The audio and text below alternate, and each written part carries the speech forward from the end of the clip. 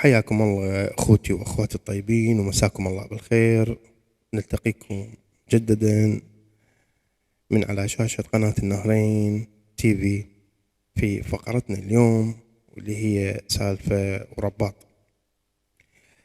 سالفتنا اليوم من ريفنا الحبيب. تقول السالفة: في يوم من الأيام بنات الشيوخ وهن يمن المي من النهار تعاركين بيناتهم.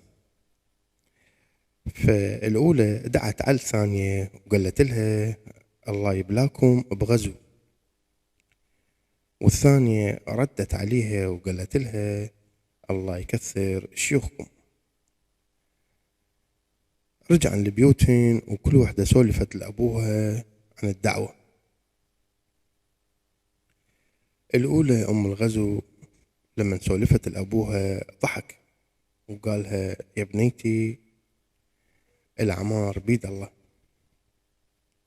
والغزو لو ذابح لو مذبوح، وهذا أمر الله يا بنيتي. والثانية لما سولفت لأبوها وقالت له دعوة البنية تقول: الله يكثر شيوخكم، انتفض وقام على حيله وصاح: يا رب دخيلك، يا رب سترك. فتفاجأت البنية من ردة فعل أبوها وسألتها، قالت له: ليش بويا؟